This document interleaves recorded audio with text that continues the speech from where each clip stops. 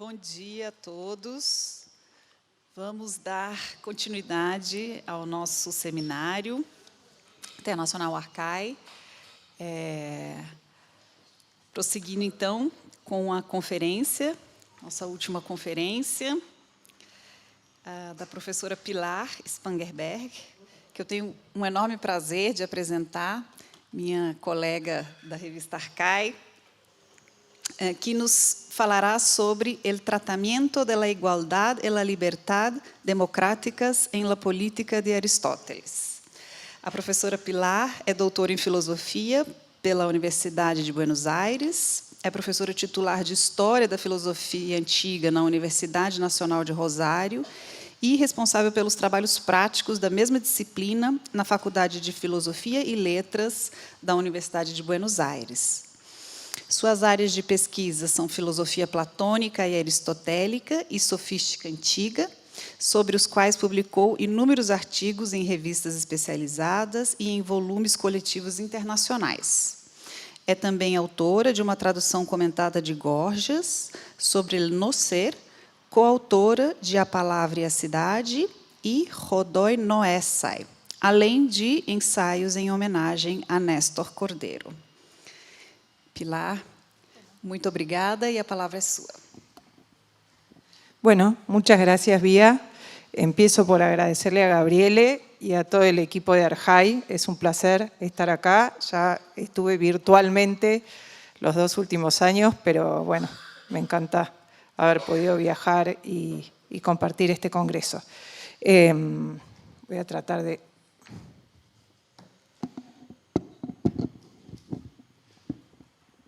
¿Se oye bien ahí? Pero se cae. Ahí va. Ahí va.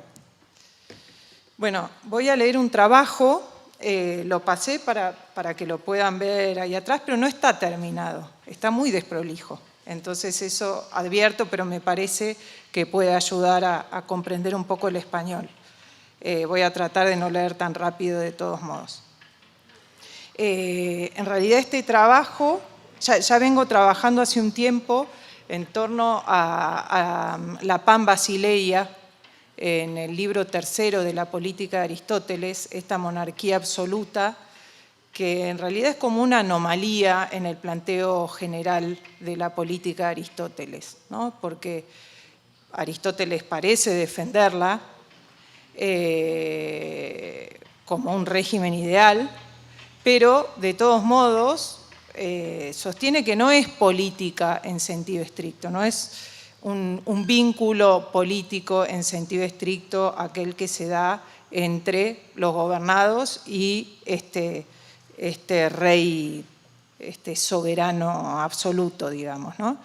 Entonces, sin embargo, tiene un peso muy grande en el libro tercero de la política, y entonces es una figura que me parece que hay que intentar explicar en el marco del planteo total del texto de Aristóteles. Yo empecé trabajándolo en relación con la figura del rey en el político de Platón, porque me parece que tiene muchos puntos de contacto, y bueno, después cuando me propuse trabajar sobre la cuestión de la democracia, encontré un contrapunto interesante entre la figura del Pan Basileus y la democracia, ¿no?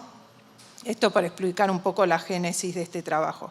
El año pasado, en el seminario Arcai, también hablé de la Pan Basileia en Aristóteles, pero en relación con Platón, con el político de Platón, y ahora voy a tratar de hacer un contrapunto con la democracia.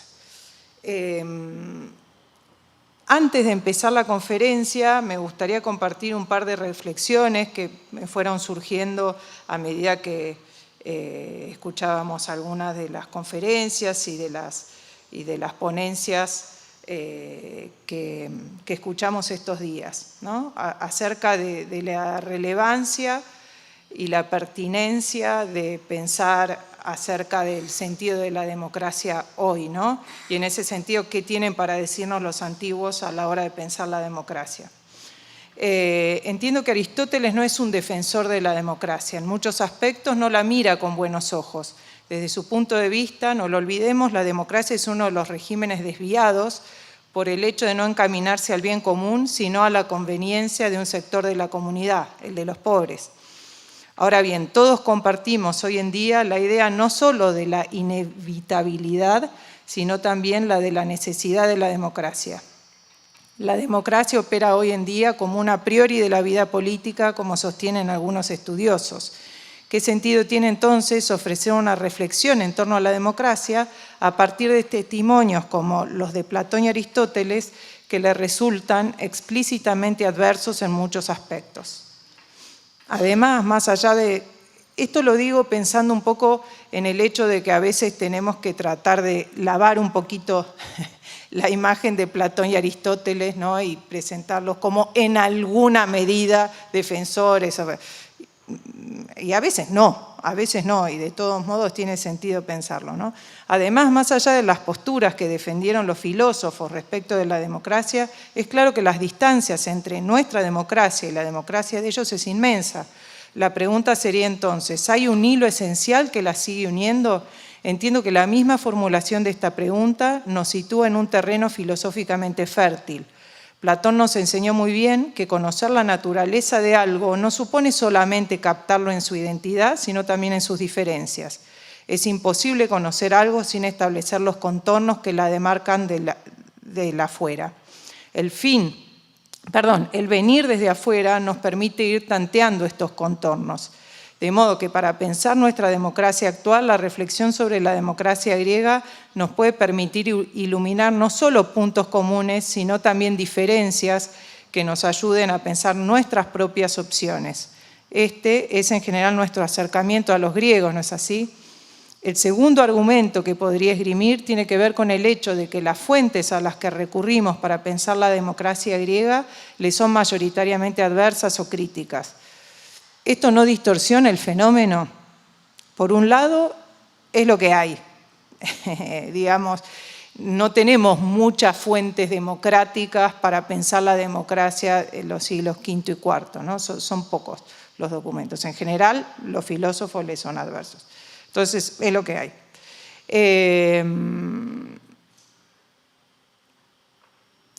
Son pocos los testimonios directos favorables a la democracia, pero por otro lado, aun cuando hubiera muchas otras fuentes, Platón y sobre todo Aristóteles son insumos valiosísimos para pensar la democracia por otros motivos. En primer lugar, los dos son filósofos que avanzan dialécticamente en sus investigaciones, lo cual supone acercarse a los diversos fenómenos objeto de análisis sobre la base del enfrentamiento entre argumentos a favor y en contra.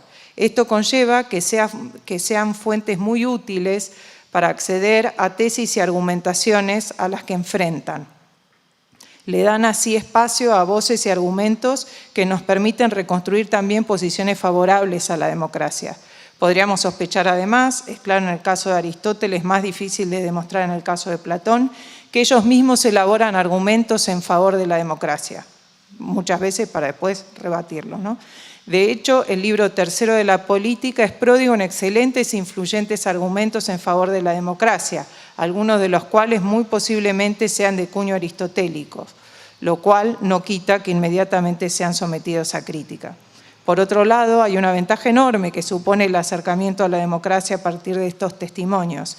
Como decía, la democracia no era para ellos un a priori de la vida política como es hoy en día. Era un régimen en disputa con otros, cuya legitimidad y conveniencia debía ser evaluada frente a otras posibilidades. Si admitimos que la democracia debe ser pensada de raíz, estos planteos nos pueden resultar especialmente iluminadores.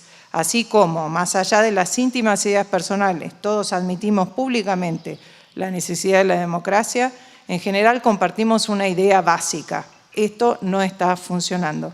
Nuestra democracia no está funcionando. Al menos no está funcionando bien para no dramatizar. Vale entonces repensar sus fundamentos de raíz y en este sentido algunos elementos de la vieja discusión nos pueden servir para establecer una distancia suficiente que habilite nuevas reflexiones. Para identificar en dónde reside nuestro malestar en relación con la democracia, me gustaría traer a colación al respecto un discurso del año 1983. Ese año la Argentina salía de un periodo oscuro, de una dictadura militar feroz que no solo dejó miles de muertos y desaparecidos, sino que además supuso el impulso a un plan económico ultraliberal que desmontó estructuras favorables a sectores trabajadores y populares y se manifestó nefasto para la economía argentina. En el año 83 el gobierno militar debilitado llama a elecciones y gana un candidato del Partido Radical, Raúl Alfonsín, que fue el presidente que sometió a juicio a las juntas militares, iniciando un proceso inédito en la historia, el juicio y condena a aquellos que usurparon el poder. Alfonsín, el presidente electo, era un excelente orador. El día en que venció pronunció un memorable discurso en que afirmó, intentando conjurar el fantasma del recurso al golpe de Estado, una frase que quedaría grabada a fuego para todos los argentinos. Cito, con la democracia se come, se sana y se educa. Ese programa fracasó. Después de casi 40 años de democracia ininterrumpida, podemos decir que aun cuando nadie querría volver atrás, con esto no alcanza. Tenemos que pensar por dónde se nos escaparon tantas ilusiones en relación con la democracia y fundamentalmente en lo que hace a la igualdad, y no ya solo pensar en relación con las minorías, sino fundamentalmente en relación con las mayorías. Creo que el caso argentino, por muchas razones, es un caso extremo, en muchos puntos atípico, pero no dudo de que la crisis de la estatalidad, la crisis de la política y la crisis de la democracia atraviesa hoy en día a todo el mundo. Por eso me parece una excelente propuesta la de Arjay de pensar la democracia en este contexto, ¿no? Bueno, corte un poco con esta presentación y ahora sí voy a Aristóteles. A lo largo de la política, Aristóteles ofrece un análisis profundo del régimen democrático. Entre las líneas 1317a40 y 1317b17 del capítulo 2 del libro sexto, a las que hizo referencia el otro día Eduardo, el estagirita recurre a la propia voz de los demócratas para establecer la libertad como el supuesto teórico, la hipótesis, y a la vez el fin al que apunta toda democracia. A su vez establece dos señales, semeia o rasgos que exhibe la libertad. El primero de ellos es el hecho de ser gobernado y gobernar por turnos, y el segundo, el vivir como uno quiera. Tosen hosbule taitis. Esa, establecen los demócratas, es la función propia, el ergon de la libertad, lo cual supone desde el punto de vista democrático el hecho de no dejarse gobernar por nadie y de ser necesario dejarse gobernar, que esto se realice por turnos. Tal es, aclara Aristóteles, la libertad relativa a la igualdad que se vincula con la democracia. Esta exposición intentará aclarar, por un lado, la concepción democrática de la libertad en relación con las nociones de justicia democrática e igualdad, tal como las presenta Aristóteles en el libro tercero.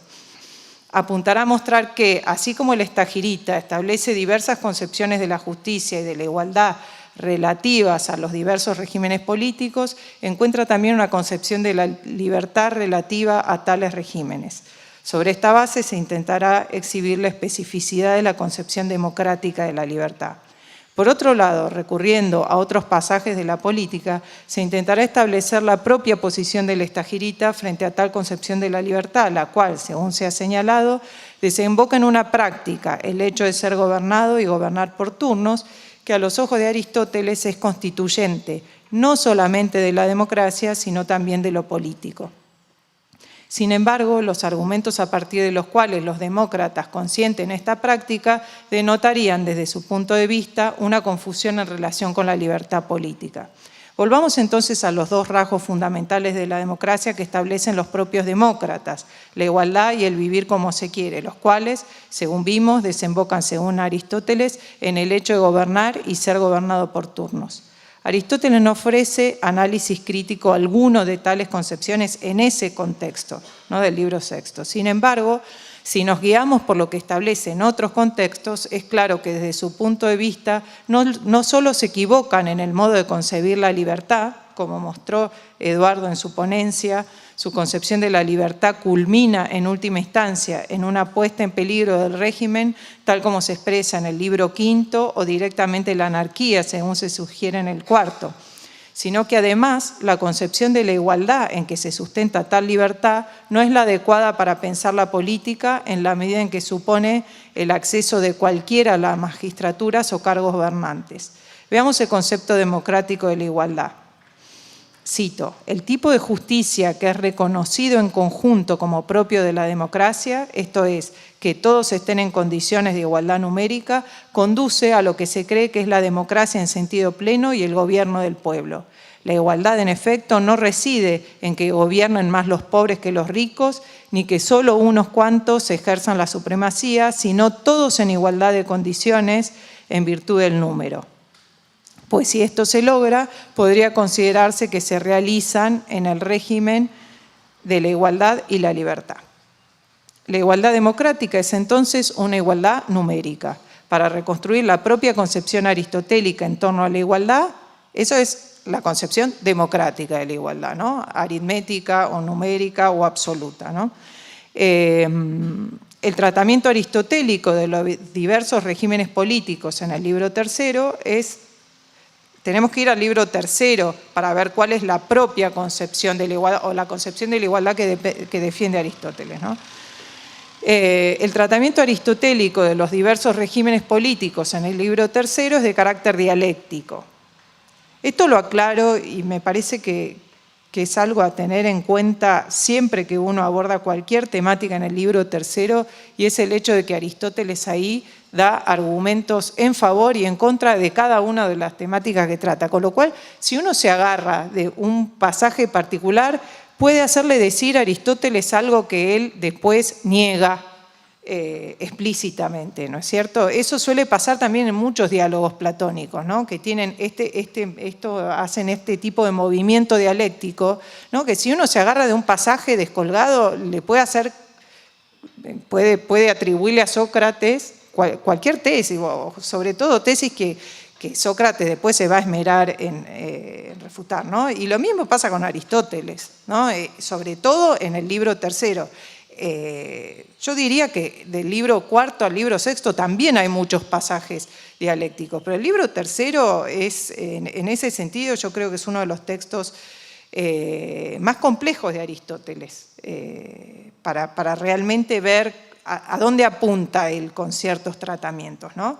De todos modos, al margen de la dirección en la que apunta el propio Aristóteles, los argumentos que aporta, esto sucede también en el caso de Platón y es lo que intentaba sugerir al principio, los argumentos que aporta son de muchísimo valor, más allá de que él lo suscriba o no, ¿no es cierto? En ese sentido uno podría pensar que realmente le está dando voz a los demócratas, ¿no? Y no solamente les está dando voz, sino que hay veces, y esto es muy típico de Aristóteles en diversos planos de su obra, hay veces que él piensa los argumentos a partir de los cuales algunos pudieron haber sostenido, ¿no? Y esos argumentos se los aporta Aristóteles, ¿no? Cuando dice, tal les dijo que es el agua. ¿Por qué dijo que es el agua? Y ese es Aristóteles. Y dice, bueno, se debe haber dado cuenta que las semillas son algo húmedo y demás, ¿no? Entonces, me parece que en estos contextos políticos hace algo similar, ¿no? Es como muy generoso, ambos, Platón también, entiendo, son muy generosos a la hora de la discusión, ¿no? Entonces, allí recurre al método diaporemático en el sentido que la investigación avanzará a partir del relevo y el recorrido de cada uno de los caminos opuestos que se ofrecen frente a los problemas o aporías que emergen en relación con cada uno de los regímenes. Considero fundamental resaltar el carácter dialéctico del libro tercero para no tomar por aristotélicos argumentos que son presentados para en última instancia rebatir. En este sentido, la discusión que lleva adelante Aristóteles permite reconstruir los argumentos en pro y en contra de cada una de las posiciones. Curiosamente, uno podría sostener que en algunas ocasiones los argumentos más fuertes y que se desarrollan con mayor amplitud y con más cuidado no son los que finalmente parecen inclinar la balanza en el sentido de una defensa del régimen que defiende Aristóteles. En efecto, en relación con la democracia se ofrecen una cantidad de argumentos de peso, pero a la vez se termina por admitir que la legitimidad, en cierto modo, autofundada de la figura del hombre excepcional. Entre los capítulos 9 y 12, Aristóteles aborda el problema de la legitimidad del mando. Más precisamente se pregunta qué parte de la ciudad debe legítimamente mandar. Empieza por analizar en el capítulo 9 la oligarquía y la democracia y sus respectivas concepciones de la justicia. En este contexto, Aristóteles ofrece una afirmación que, desde mi punto de vista, estructura gran parte del tratamiento que se ofrecerá a continuación y que concierne a la igualdad, ¿no? Se cree que la justicia es igualdad, y lo es, pero no es para todos, sino para los iguales. También la desigualdad se cree que es justa, y en efecto lo es, pero no para todos, sino para los desiguales. Pero unos y otros suprimen el para quienes, tojois, y así juzgan mal. La causa reside en que el juicio recae sobre ellos mismos y quizás la mayor parte de los seres humanos son malos jueces de sus propios asuntos. Fin de la cita. Una vez más, la justicia parece unida a la igualdad. Todos, añade Aristóteles, consideran que hablan de lo justo en sentido absoluto, cuando en realidad unos y otros hablan de algo justo hasta cierto punto. Aristóteles exhibirá entonces cómo los diversos grupos, ricos, pobres, nobles, a la hora de considerar a quién debe pertenecer el mando, toman en consideración unilateralmente una cuestión u otra. Estas consideraciones acerca de la justicia reaparecen en los libros 4 a 6 del tratado.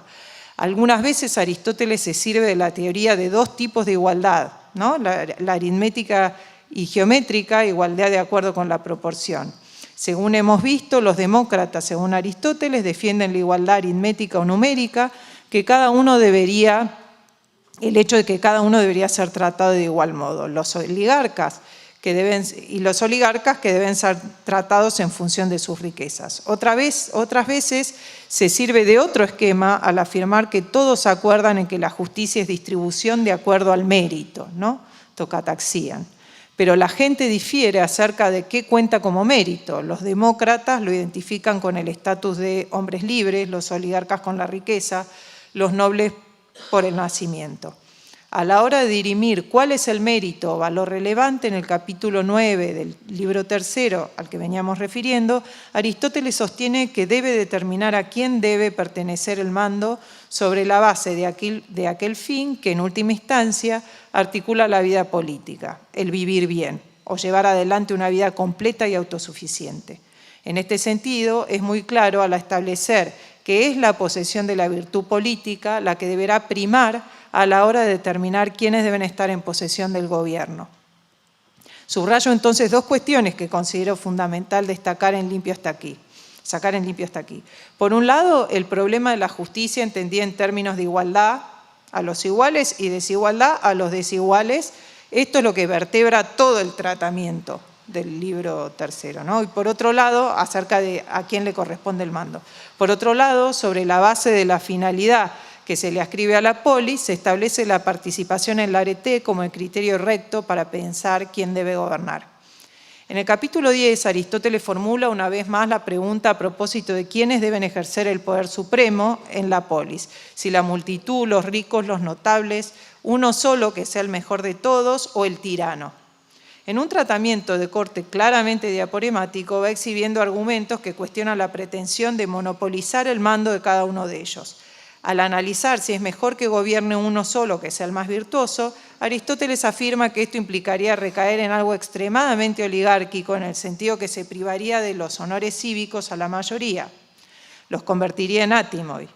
Y allí se adelanta un importante argumento en contra de la supresión de la ley. Está mal que el poder supremo sea ejercido por un ser humano y no por la ley, dado que el ser humano, sufre pasiones que afectan el alma.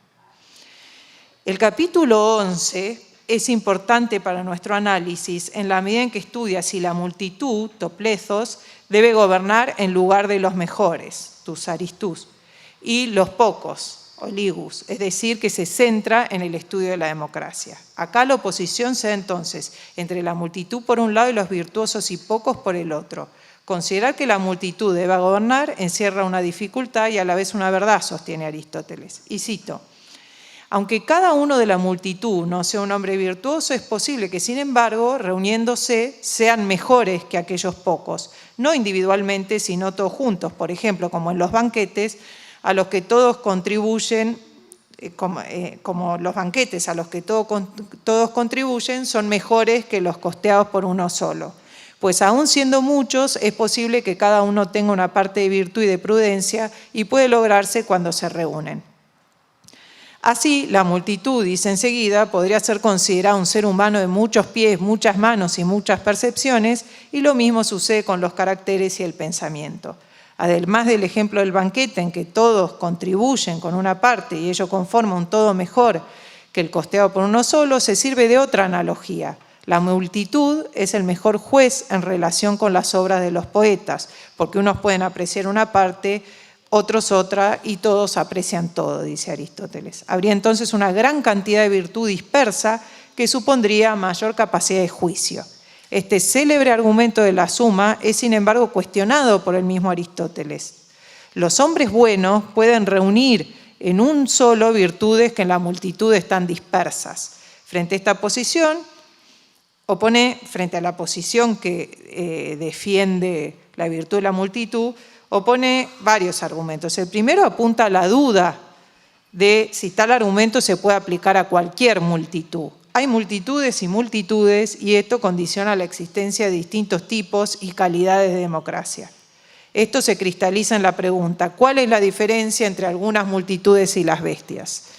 De modo que la sumatoria de multitudes a la que se aludía anteriormente puede venir una sumatoria de vicios dependiendo de la multitud en cuestión. En esta misma línea crítica, Aristóteles retoma la opinión de algunos que sostienen que no debería habilitarse a la multitud a ejercer las magistraturas más altas, porque a causa de su injusticia e insensatez podrían ser injustos y equivocarse. Pero recurriendo a un argumento de neto carácter pragmático, Aristóteles establece también que sería temible dejarlos al margen de toda magistratura, porque se convertirían en enemigos y podrían atentar contra el régimen político. En este sentido, Aristóteles no desconoce que por necesidad, quien a causa de su extraordinaria virtud pretendiera ejercer el poder, deberá poseer también más poder político que la multitud toda. Esto hace pensar en una situación prácticamente imposible. El poder de la multitud para atentar contra el régimen lo lleva a afirmar su necesaria participación en la deliberación y el juicio, al modo en que lo hizo Solón, y a postular una polis mixta que supone cederle algunos espacios a la multitud en pos de la estabilidad.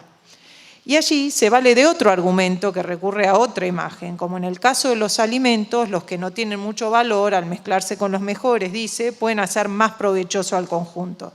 Se sugiere entonces, frente a un grupo pequeño de virtuosos, es mejor un grupo más grande, integrado también por la multitud. En tal caso, a partir del mix, el conjunto puede ser mejor. Si bien la arete politiqué no parece ser compartida por todos, a la multitud, sin embargo, se le atribuye un rol positivo en la medida en que acompaña a los mejores. En este contexto crítico emerge otra aporía de enorme interés a la luz de la filosofía platónica. Aristóteles se pregunta si no es tarea de la técnica o de una cierta práctica juzgar acerca de los técnicos, así como el médico debe rendir cuenta ante médicos. ¿No será tarea de los que saben elegir a los magistrados? ¿Puede la multitud asumir tal tarea? Este argumento parece apuntar al corazón de la doctrina platónica, según la cual la política es una techne que debe ser ejercida por especialistas y que serían estos quienes contarían con el conocimiento para elegir quiénes deben ejercer las magistraturas. Sin embargo, Aristóteles establece que, a no ser que la multitud se halle demasiado embrutecida, si bien cada uno será peor juez que los expertos, todos reunidos serán mejores o menos peores que uno o unos pocos. Así vuelve a aparecer este elemento fundamental en el tratamiento aristotélico. La multitud que conforma diversas instituciones políticas bajo el imperio de la ley, se podría pensar, es más que la suma de las individualidades que la conforman. En ella parecen exacerbarse los rasgos positivos, así como también limarse o diluirse los negativos. En cierto modo, en virtud del mutuo control, uno podría pensar, las pasiones individuales deben quedar afuera o al menos limitarse. En este contexto se ofrece otro argumento de enorme peso contra la posición platónica. Con relación a algunas técnicas, quien las utiliza no es peor juez que quien las fabrica y quizás la política es de tal naturaleza. Este es un argumento muy fuerte. Quienes gobiernen no pueden ser otros, porque nadie es mejor juez que uno mismo en lo que concierne a los intereses de uno mismo. Esto es bastante protagónico, ¿no es cierto? Estos argumentos, es claro, parecen apuntar contra el núcleo de la doctrina platónica que considera que la política es una técnica y que en tanto tal debe ser practicada y juzgada por especialistas. ¿Cómo vengo de tiempo? Vengo bien, ¿no? Cualquier cosa me... Vemos entonces que los argumentos en pro y en contra de la democracia ocupan un lugar privilegiado en el libro tercero. Ningún otro régimen de los allí mencionados recibe la atención que recibe la democracia, a no ser por la monarquía absoluta. Hacia allí vamos. En los capítulos 12 y 13 continúa el análisis de los problemas en relación con las pretensiones de varios grupos de ejercer la soberanía y se vuelve a la afirmación de que cada uno tiene cierto grado de justicia en su reclamo, pero ninguno es absoluto. En este contexto distingue entre aquellos elementos que son necesarios para la existencia de la polis, como la riqueza, el honor, la libertad, y aquellas que lo son para una buena administración. Y esto último tiene que ver con la justicia y la arete politique. En el capítulo 13 establece que la educación y la virtud son condiciones para la buena vida, que es identificada una vez más con aquella conforme a la virtud. Aristóteles demuestra la debilidad de la lógica del reclamo de soberanía por parte de los diversos grupos, señalando que sobre la base del mismo principio que defiende cada grupo, un individuo o pocos del grupo, él o los más ricos, el mejor nacido, podría reclamar su derecho a gobernar. Esta lógica conduce directamente a la consideración que nos interesa especialmente a nosotros del caso de la emergencia de un individuo verdaderamente virtuoso, el único que es mejor que cualquier otro y con relación al cual todo el resto es incomparable en virtud y en capacidad política. Emerge así la figura del monarca absoluto que desde mi punto de vista opera como contrapunto de la democracia a lo largo de este libro y que vertebrará los tratamientos de los capítulos finales. Voy a citar el pasaje en que aparece esta figura. Pero si hubiera alguien que se distinga por su superioridad en la virtud hasta tal punto que ni la virtud ni la capacidad política de todos los demás sean comparables con la de ellos, si son varios, o la de él solo, si es uno, no hay que considerarlo ya como parte de la polis. En efecto, se actuará en contra de la justicia, ¿no? Su propia concepción de la justicia y la igualdad, ¿no? Se actuará en contra de la justicia si se los considera dignos de igual rango que los demás, dado que son tan desiguales en virtud y en capacidad política, pues es lógico que un individuo de este tipo sea como un dios entre los seres humanos, por lo cual resulta claro que la legislación debe ser para los iguales, tanto por linaje como por capacidad, y que no hay ley para tales hombres porque ellos son la ley. Una frase con mucho punch, ¿no es cierto? Subrayemos los elementos centrales del pasaje. Primero, se propone a modo de hipótesis la existencia de un hombre excepcional cuya arete y dynamis politique no es comparable con la del resto, tal que la de todos los demás juntos no sea siquiera comparable con la suya. En segundo lugar, este hombre ya no debe ser considerado como parte de la polis por no ser igual a los demás. En tercer lugar, tal individuo es como un dios entre los humanos. Y en cuarto lugar, la legislación no es para él, porque él mismo es la ley. Se ve cómo se aplica aquí el principio que vimos reproducido en 10 y en 13, en los capítulos 10 y 13, que concierne fundamentalmente a la justicia entendida como desigualdad entre desiguales.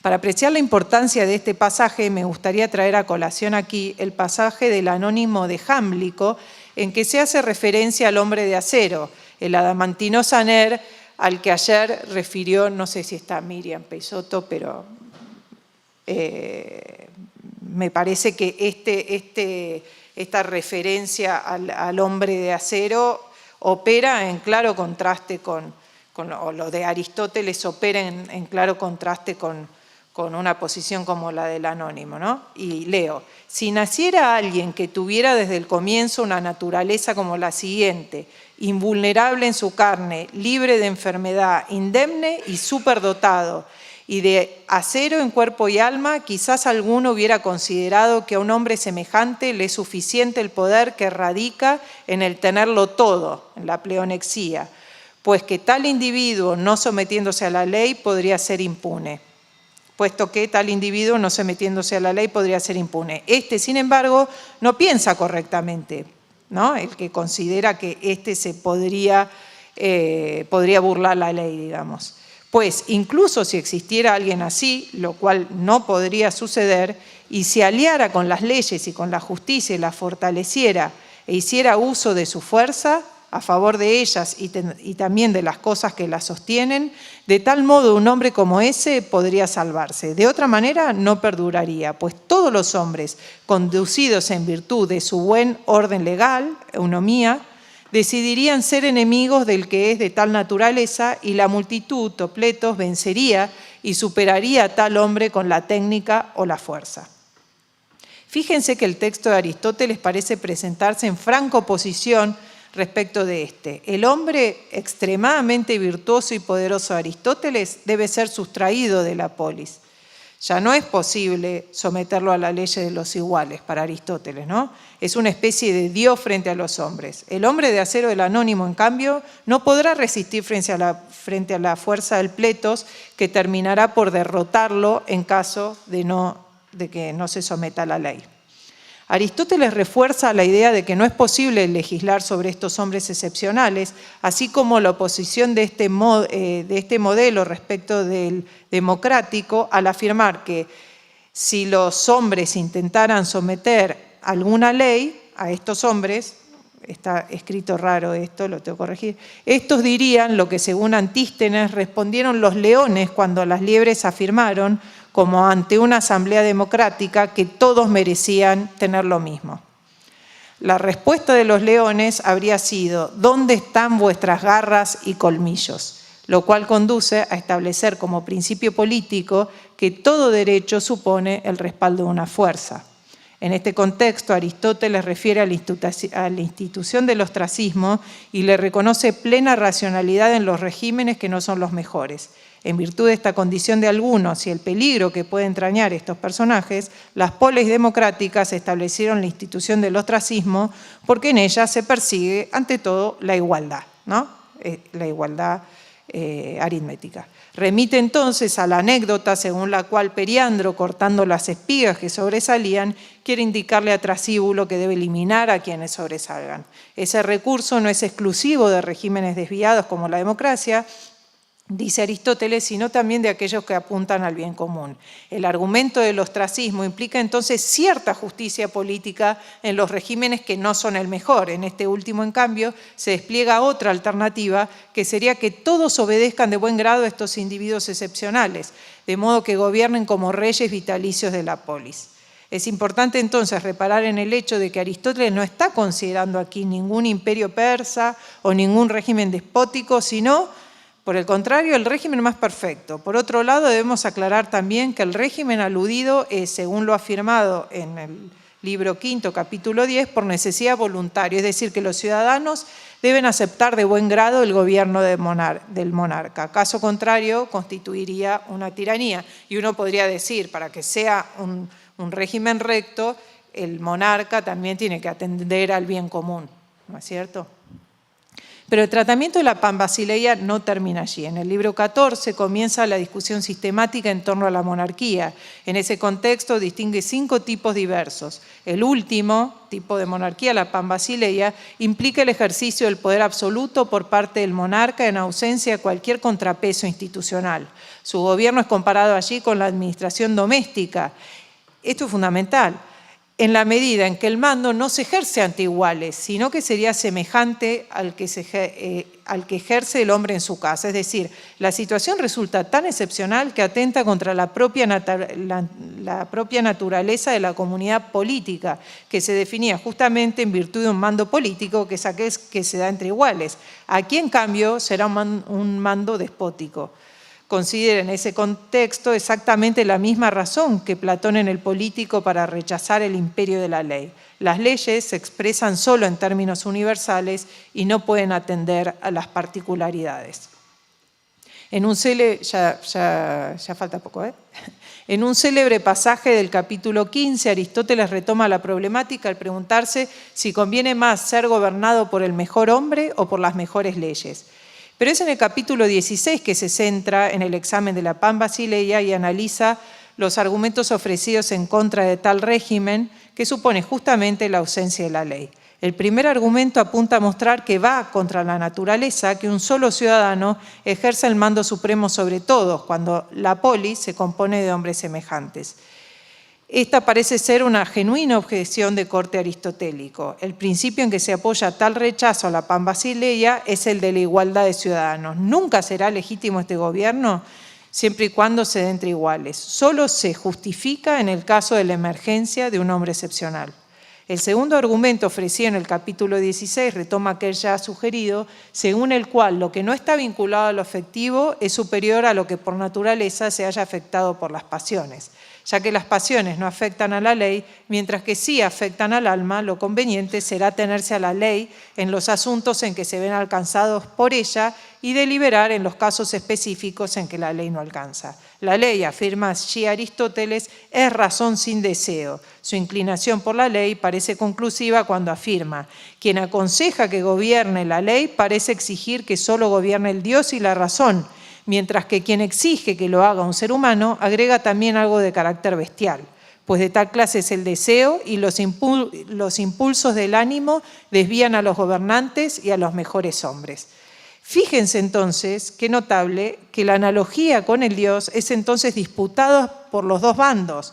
Quienes defienden el imperio de la ley la asimilan a un Dios y a la razón, en el sentido que por fuera de la ley quedaría cualquier deseo o apetito. Quienes defienden el mando del hombre extraordinario, en la otra punta, consideran que se asemeja a un Dios en virtud y por el hecho de exceder a todos los hombres en este respecto, ocupa el lugar de un Dios ante los hombres. Así, en el primer caso, la intervención divina de la ley operaría como garantía de horizontalidad. En el segundo caso, la verticalidad es determinada por la diferencia de capacidades. Por fin, el capítulo 17 retoma estos argumentos y los rebate, porque allí Aristóteles, por un lado, asiente en que entre semejantes e iguales no es conveniente ni justo que uno solo ejerza el mando supremo sobre otros, aun cuando fuera un hombre bueno que gobierna sobre buenos, ni aunque fuera el mejor en virtud. Pero luego reconoce una excepción, que el gobernante tuviera determinada disposición, tropos. De modo que la arete por sí misma no es suficiente para justificar tal modo de mando. No es una cuestión de grados de arete, sino que aquella del Pam Basileus parece ser algo esencialmente distinto. Aquí refiere a diversas poblaciones y condiciona el tipo de mando a cada tipo de población. Establece entonces que hay una que es apta para la realeza. En efecto, retomando lo establecido en el capítulo 13, afirma que cuando surge una familia entera o uno solo que por su virtud sobrepasa todo el resto, es justo que esta familia ejerza un poder monárquico y mantenga el mando supremo sobre todos los asuntos y que ese individuo sea el rey. El argumento sugiere que la emergencia de tal tipo de hombre es relativa a una cierta sociedad que claramente no alcanza a desarrollar una cierta igualdad y una cierta concepción de la igualdad y que en cierto modo podríamos pensar estaba abierta a la emergencia del rey despótico. Pero aclara Aristóteles, así como hay poblaciones aptas para la realeza, las hay aptas para la aristocracia y la república. En este último caso se trata de un linaje capaz de ser gobernado y gobernar políticamente de acuerdo con la ley, que distribuye las magistraturas entre quienes están bien provistos en relación con el mérito. Y subrayo esta referencia al mérito porque nos vuelve a situar en el escenario de la igualdad geométrica defendida por Aristóteles en relación con la virtud. Por eso es que aquí se ofrece una argumentación contra el ostracismo, ¿no? Antes se había dicho que el ostracismo es válido en relación con ciertos regímenes. Acá se dice que en relación con este régimen no es válido, ¿no? Cuando se presenta este hombre excepcional. De ninguna manera es conveniente matar, desterrar ni aplicar el ostracismo a un individuo de tales características, ni tampoco considerarlo digno de someterse por turnos al gobierno de otros. Vuelve a subrayar así este caso excepcional en que la parte es superior al todo. Cierra de este modo el libro tercero, ¿no? con este capítulo 17. Newman y Molgan han señalado muy adecuadamente desde mi punto de vista que las oposiciones de las que se sirve Aristóteles para pensar los diversos regímenes no coinciden en todos los casos. Si bien la oposición oligarquía-democracia brinda el marco teórico de los libros centrales, 4 a 6, las oposiciones de las que se sirve a lo largo de la política varían, de las que se sirve Aristóteles a lo largo de la política, varían de acuerdo con el contexto. A veces es entre regímenes rectos y desviados, monarquía frente a tiranía, aristocracia frente a la oligarquía y politeia frente a la democracia. En otras ocasiones los regímenes opuestos se basan en oponentes políticos, como por ejemplo la tiranía frente a la democracia o la democracia frente a la aristocracia. A partir del análisis y del peso relativo que tienen en el libro tercero los pasajes analizados, considero que la oposición que oficia de marco allí es aquella que se verifica entre democracia y pan basileia, y no tanto la que estructurará los libros centrales, la que se da entre oligarquía y democracia. En efecto, el abordaje aristotélico de los regímenes en el libro tercero se apoya, desde mi punto de vista, en un contrapunto que no es el de la democracia frente a la oligarquía, sino el de la democracia frente a la monarquía absoluta. Las oposiciones, esto es algo que encuentra un antecedente en el libro tercero de las leyes de Platón, ¿no? En que se habla de monarquía y democracia como un régimen, como dos regímenes opuestos que deben combinarse, ¿no? En este sentido, no sé, las oposiciones detrás de Aristóteles constituyen en todos los casos recursos teóricos para pensar ciertos fenómenos y muchas veces se encuentran un sentido a la luz de alguna posición específica a defender. En ese sentido, el uso que se hace de la monarquía absoluta en el libro tercero constituye un recurso dialéctico que consiste en postular casos límite, que lejos de encontrar una referencia a un caso real o efectivamente realizable, tienen por fin conferirle cierta estructuración al esquema propuesto. Encuentro que el tratamiento de la pan basileia por parte de Aristóteles contra las lecturas que le atribuyen algún tipo de referente histórico específico a tales desarrollos debe explicarse en función del tratamiento de la igualdad que atraviesa todo el libro. Aristóteles, según mi punto de vista, plantea la oposición entre democracia y pan basileia sobre un trasfondo muy específico, el de la concepción democrática de la igualdad. El contrapunto propuesto entre tales regímenes tiene por objetivo llevar al extremo una concepción de la igualdad que frente a la democrática de carácter aritmético es entendida en términos geométricos y establece el arete como el criterio adecuado para pensar a quienes les corresponde el mando. La conclusión a la que arriba Aristóteles parece paradójica en la medida en que, lejos de la igualdad defendida por posiciones como la de Protágoras o la del Anónimo de Jámblico, se llega a sostener que en caso de que existiera un hombre cuya arete superara la suma de todos los otros, tendría que ejercer sobre ellos no ya un mando de tipo político, que siempre son iguales, sino un tipo despótico como en el de la casa. Ya casi estoy. Interesa destacar, para terminar, que el recurso a estas hipótesis que postulan un caso límite parece haber sido una herramienta del pensamiento político de la época. Aristóteles no es el único que acude a él en el marco de una reflexión acerca de quién debe ostentar el mando.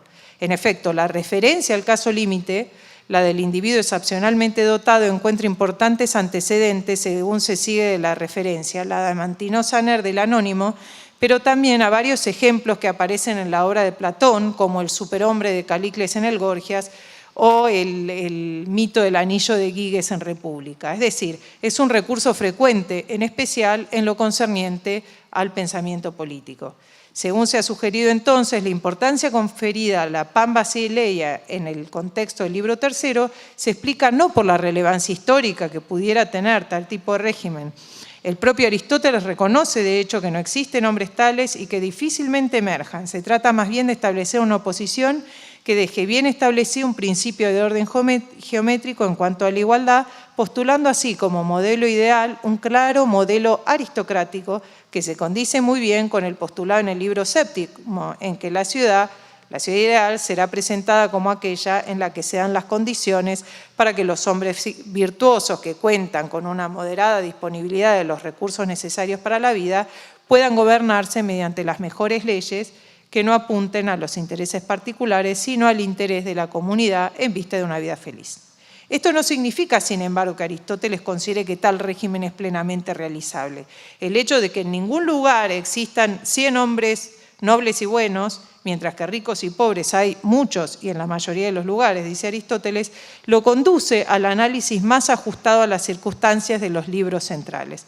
En efecto, en el libro cuarto emprenderá una búsqueda no solo del mejor régimen, sino también del mejor régimen posible a la luz de las circunstancias específicas de la polis, en particular atendiendo a sus propias condiciones económicas y sociales. Según establece en el capítulo 1 del libro cuarto, es necesario considerar el mejor régimen en sentido absoluto, así como el mejor en determinadas circunstancias. La posibilidad meramente teórica de la Basileia no apunta entonces a propiciar tal modelo como realizable, sino a exhibir principios que determinarán la discusión acerca de la justicia, la igualdad, la libertad y los diversos regímenes políticos. De hecho, según sostendrá en el capítulo 1 del libro quinto, el ordenamiento del régimen no debe basarse exclusivamente en ninguno de los dos tipos de igualdad. Unas veces será necesario servirse de la igualdad numérica, otras de la igualdad basada en el mérito. En última instancia, recordemos, se postulará un sistema mixto, la politeia, como el mejor régimen entre los allí abordados, que supone justamente una combinación de los dos tipos de igualdad. Me gustaría, para cerrar, destacar una cuestión en relación con el tratamiento de la democracia por parte de Aristóteles. En relación con las pretensiones igualitarias de las clases populares, se destaca siempre el aspecto político. La igualdad a la que aspira la multitud es una igualdad de participación en las cuestiones políticas en las diversas magistraturas. En algunas ocasiones, Aristóteles sugiere que esto, claro, puede redundar en medidas de tipo económico o social en su propia conveniencia, cosa que Aristóteles censura fundamentalmente al hablar de la posibilidad de la expropiación de los ricos por parte de los pobres. Sin embargo, se asumen como fijos y partes componentes necesarias de toda polis los ricos y los pobres, que parecen constituir partes bastante fijas. Nunca se hace referencia a un programa radical de la democracia en relación con la igualdad pensada en términos económicos y sociales. Creo que este es un punto a indagar en lo que hace a las pretensiones democráticas y que resulta muy patente en nuestras democracias. ¿Qué relación se establece entre la igualdad política y la igualdad económica y social hoy? Bueno, muchas gracias.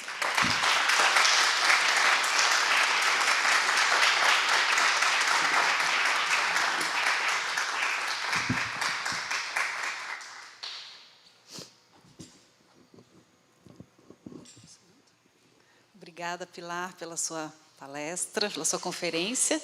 Então, agora nós temos uns minutos para debate. Se alguém tiver alguma questão.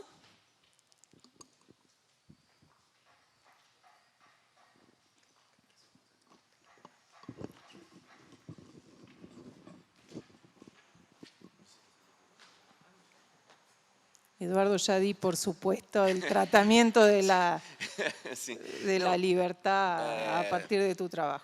Não, então, antes de mais nada, um agradecimento muito especial a você, Pilar, porque eu acho que estamos realmente diante de uma conferência brilhante, porque conseguiu avançar um ponto muito importante da sua avaliação, da sua análise a respeito do livro 13, e ainda assim teve a generosidade de conectar com diversas outras discussões ao longo da semana. Então, realmente, muito feliz por esse acerto de tom da sua parte com relação ao diálogo com a gente. Eu tenho duas perguntas muito pontuais, eu vou deixar depois as mais especializadas e mais sofisticadas para o Victor, já te deixando assim na berlinda. Mas a primeira delas recua para uma parte inicial da sua apresentação, quando você expôs algumas das relações entre as reivindicações de justiça e a ideia de justiça fundando um tipo de igualdade ou de outra, e cada qual das partes, oligarcas ou democratas, reivindicando uma justiça que Aristóteles concede ser apenas parcial. Consegue, de alguma maneira, capturar algo da justiça, mas não a justiça plenamente. E aí minha pergunta é um pouco geral, mas eu acho que ela é importante para toda a exposição que você fez, que ela é a seguinte. Lá em Política 2, bem no início do tratado, 1253b, 29 e 39, Aristóteles encerra uma parte em que está falando a respeito da natureza da polis e da natureza política do homem, e ele conclui com a seguinte frase: mas a virtude da justiça é política, rededicaiusine politikon, pois a justiça é a ordem, ou a organização, regarde que politiques koinonias taxis estin. E aí depois tem uma parte um pouco estranha, que é rededicaio sinitudicaio crisis, né? E a justiça decide o que é justo, mas tem uma variante que dá rededique. Então poderia ser o justo, né, no sentido, possivelmente, de o arcabouço legal todo. E aí a minha pergunta é justamente isso, né? Aparentemente, o que Aristóteles aquilo com que Aristóteles estaria se comprometendo aqui já no início seria que, sendo a justiça política, aquilo que é a ordenação, o ordenamento todo da polis, e sendo em momentos distintos do livro a politeia, a constituição, o regime, definido exatamente nesses termos, politeia, taxis, estin, é isso que está no início do livro 3, justamente o coração do seu texto, aparentemente a relação de justiça é sempre que, ela é formal, sempre que você tem um regime, o que esse regime faz é expressar formalmente qual é a concepção de justiça daquela comunidade política. E, aparentemente, todos os regimes têm uma reivindicação de uma parte, e apenas uma parte do justo. E aí a pergunta é, uma vez que você conseguiu mostrar claramente qual é a reivindicação dos oligarcas, dos democratas, e a Pan-Basileia funcionando como um caso limite que extrapolaria tudo isso, se o resultado final não é dizer que não há sequer justo num espaço como o da Pan-Basileia, não é apenas que o monarca não pode se subordinar às leis, e se o caso limite oposto ao da Pan-Basileia não seria o do regime ideal, no sentido de que apenas ele pode realizar plenamente o justo, não em parte, mas realizá-lo plenamente. A Pan-Basileia marcaria um caso que estaria como que para fora, Sim. e o outro limite, se você aceitaria essa ideia de que o outro limite seria o caso apenas do regime ideal. O único lugar em que se realiza a justiça, não em parte, mas plenamente, seria o do regime ideal. Então, essa seria a primeira pergunta. E a segunda pergunta, bem mais pontual, com relação justamente à questão da liberdade, das igualdades, eu queria só ver se você, por acaso, julga que Aristóteles é capaz de oferecer uma outra e mais positiva concepção de liberdade, do mesmo modo como ele parece ser capaz de assimilar a noção de igualdade democrática como algo em termos de uma igualdade política, como um traço geral do político, como você mesmo disse na conferência. Então, muito obrigado, são essas duas. Bueno, muchas gracias por las preguntas. En relación con lo primero, creo, sí, estoy de acuerdo, por eso me parece que es tan útil leer, sobre todo el libro tercero, en relación con el político de Platón, ¿no? En el político de Platón, no sé si recuerdan, hay un séptimo régimen político, y los otros 6 imitan ese régimen mejor o peor, ¿no es cierto? Pero parece que el régimen de la monarquía que propicia Platón ahí, está por fuera, ¿no? Y me parece que con la Pan-Basileia pasa, y yo quería sugerir algo así, ¿no? Es como que en cierto modo queda por fuera, opera como una especie de norma o de límite que le permite definir su propia noción de justicia, su propia, y de algún modo le va a permitir mostrar que las otras concepciones de la justicia ligadas a cada uno de los regímenes, que son concepciones parciales de la justicia, son concepciones parciales, porque se miden en relación, le puede servir como un criterio frente al cual medir los otros regímenes, es lo que yo de algún modo quería sugerir. Así que me parece que sí, que queda como, y en ese sentido me parece muy útil, o por lo menos yo encuentro fuertemente presente el modelo del político de Platón a la hora de hablar de la Pan-Basileia y de la relación que podría llegar a tener con el resto de los regímenes. Me parece que es algo de lo que habló Víctor el otro día, ¿no? Y en relación con la libertad, si Aristóteles podría sugerirnos algo hoy, ¿entendí bien? Não, se do mesmo modo como a noção de igualdade aparece preservada no tratado, a despeito das críticas feitas à noção dos democratas, ela aparece preservada como um componente político mesmo para o melhor regime e para outras concepções, se Aristóteles também seria capaz de, depois de ter feito as críticas que faz à concepção dos democratas acerca da liberdade, oferecer uma versão própria e preservar um conceito de liberdade para o seu regime, para além da simples noção de oposição à escravidão, é claro, ¿no? Sí. Yo creo que trata mucho menos, si bien lo menciona varias veces, y sin duda se debe estar haciendo eco del modo en que los demócratas se presentan a sí mismos en relación con la noción de libertad, es mucho menos trabajada que la noción de igualdad.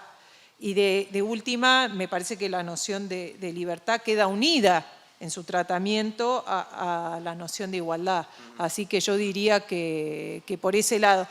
Pero si uno, era un poco lo que discutíamos el otro día, ¿no? Si uno indaga un poquito en esa concepción de la libertad que sostienen los demócratas, desde el punto de vista de Aristóteles, quizás lleguemos a algo parecido a lo que sucede en Platón. Esa libertad no es tal, y en realidad la libertad se expresa en la obediencia, ¿no?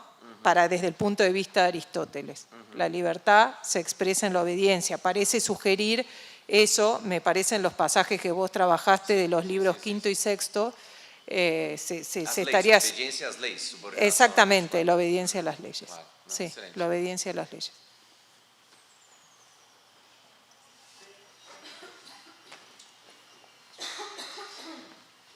Sim. Agradeço sua exposição. Um tema que tenho gostado de estudar é a resistência ao tirano, aos monarcômacos. E tenho gostado de ler a interpretação de Aristóteles por Johannes Althusius. A questão é a seguinte: na sua exposição, você mencionou que o homem extremamente virtuoso e poderoso, né, ele deve ser, segundo Aristóteles, subtraído, afastado da polis, porque não é mais possível submeter aos iguais. Então, minha pergunta é a seguinte, para continuar estudando sobre esse assunto. Seria a virtude, em Aristóteles, uma chave de sentido, um tema que fundamenta a resistência ao tirano?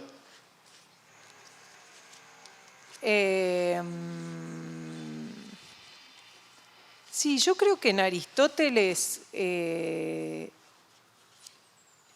la democracia aparece como algo más acuciante y más peligroso, en cierto modo, que la tiranía.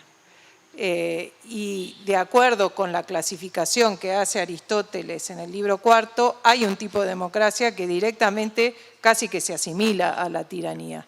Entonces yo entiendo que esa libertad que sostienen los demócratas puede conducir un poco, como hablamos recién con Eduardo, puede conducir a un pleno sometimiento, ¿no? Del cual parece no ser consciente el pueblo, ¿no? La multitud. Y ahí me parece, yo tiendo a ver a Platón en todos lados, pero ahí me parece que se vuelve un poquito al planteo platónico, ¿no? En última instancia, la tiranía es la que ejerce el deseo y la emancipación viene por el lado del ejercicio de la razón. Yo creo que Aristóteles también lo ve así, ¿no?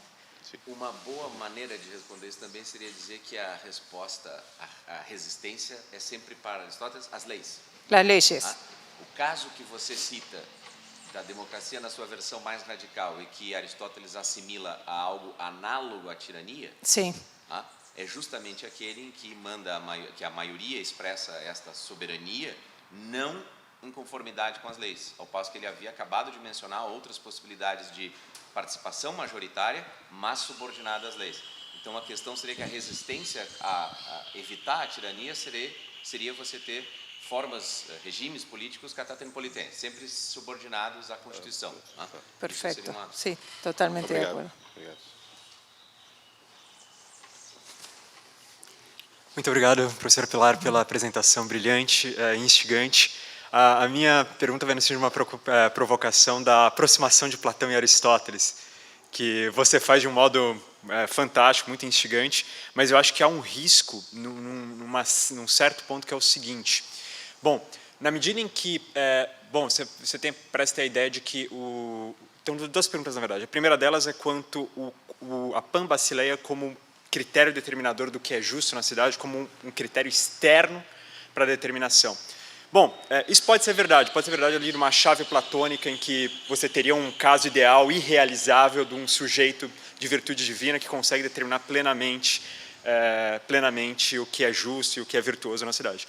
Mas, ao mesmo tempo, ao discutir o regime ideal lá nos últimos livros, Aristóteles parece pensar em algo muito diferente de uma Pan-Basileia, né? Um regime que se assemelha muito a uma politeia, né?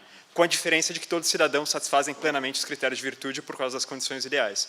A questão bom, você pode ter, de fato, ali aquele... Então, a Pan-Basileia é, de fato, o critério normativo de determinação da justiça, ou é só um caso limite que Aristóteles apresenta para eliminar a possibilidade de um governo de homens em favor de um governo de leis? Essa é a primeira pergunta. A segunda pergunta, que que vai mais diretamente ao risco da aproximação do Platão e Aristóteles, que é, se a gente toma, independentemente de como a gente conceba o governo ideal em Aristóteles, se a gente toma os outros tipos de constituição, que seriam realizações imperfeitas dela, como não satisfazendo o critério pleno de justiça, qual seria o estatuto dos regimes corretos? Porque os regimes corretos também não satisfazem, não seriam... alcançariam perfeitamente aquilo que a gente tem no regime ideal. Mas, então, em que sentido eles são regimes justos em sentido pleno? Porque, muito bem, o seu exemplo foi que na politeia parece que há critérios também de igualdade que não são os critérios corretos, fundando ali a escolha das magistraturas. Mas, ao mesmo tempo, ele parece apontar que nesses regimes você tem uma concepção raplós de justiça, lá no terceiro livro, ao passo que os regimes incorretos eles têm apenas uma concepção parcial. Então, em que sentido eles erram no critério de justicia? Obrigado. Bien, empiezo por esto último. Me parece que en realidad en los libros centrales la oposición más relevante ya no es la de los regímenes rectos y los regímenes desviados, que funciona mucho más en el libro tercero, o por lo menos es presentada en el libro tercero. Después, bueno, refiere a los dos vientos opuestos, ¿no? Oligarquía y democracia, y creo que ahí realmente los polos sobre los cuales se va a pensar el mejor régimen posible va a ser sobre la base de esa oposición, más que la de los regímenes rectos y desviados. De todos modos, creo que Aristóteles podría responder diciendo, bueno, alcanza con que haya una búsqueda del bien común para hablar de regímenes rectos, por más que no sean un régimen, digamos, no todo régimen recto se identifica con el régimen perfecto, ¿no? O debería identificarse con ese régimen perfecto que opera ahí como una especie de norma, ¿no? Y después, en cuanto a la relación que habría entre el régimen, la Pan-Basileia, ¿no? y el régimen ideal de los libros finales, ¿entendí bien? Me parece que de todos modos sigue operando en el hecho de poner el acento en la virtud, digamos. Ahí habría un punto de contacto. Es decir, la Pan-Basileia no pretende ser, para Aristóteles, alcanzada realmente, no juega ese rol. Nada más le permite ordenar ciertos criterios básicos sobre los cuales sí va a poder hablar de los otros regímenes. Me parece que por ese lado se podría responder. De todos modos, es cierto que, bueno, el libro tercero en cierta medida cierra sobre sí mismo, ¿no? Del cuarto al sexto tenemos otra unidad y, bueno, y no es que yo no encuentro una unidad clarísima, ¿no? Entre el tercero y los otros dos módulos, ¿no? Sí creo que hay ciertas continuidades que es posible rastrear, pero no creo que haya sido esto escrito de un tirón y que uno venga realmente... No sé cómo lo ves vos, pero... Sí.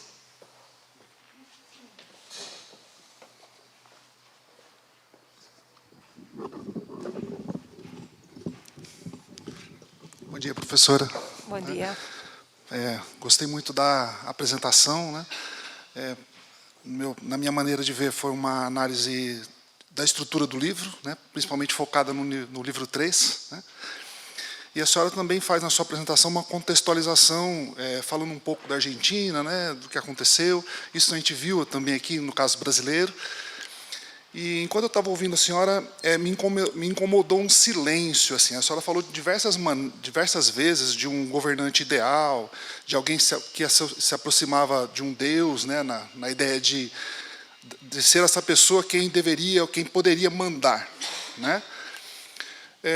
Pediria que a senhora falasse um pouco mais de uma figura sócio-histórica, né, de contexto, se tem algum trabalho, se tem alguma pesquisa, se tem alguma coisa referente ao contexto vivencial do Aristóteles naquele momento. Estou me referindo a Alexandre, por exemplo, né, que seria a figura de poder que estaria ali presente, se está nesse imaginário, se aparece de alguma forma, se tem algum tipo de ligação com essa figura de poder, dessa pessoa que manda, se o texto aristotélico ou o pensamento aristotélico sofre ou recebe algum tipo de influência desse contexto vivencial dele. Se a senhora pudesse falar um pouco mais, ou se há ou não, né? Também. Bien. Obrigado. Hubo varias lecturas que trataron de ligar a este soberano absoluto con la figura de Alejandro. Yo no veo nada, yo no encuentro a Alejandro en Aristóteles, ¿no? Como si hubiera sido un invento que se conocieron, ¿no? Realmente no lo veo, y realmente tampoco veo que Aristóteles esté percibiendo lo que se les está viniendo encima, digamos. No lo veo, no veo esa presencia en Aristóteles. Y en ese sentido me parece que es un texto. Hay algunos trabajos que sostienen que la figura del Pan Basileus hay que rastrearla en la mitología y no tanto en el contexto histórico, ¿no? Y yo creo que es muy posible que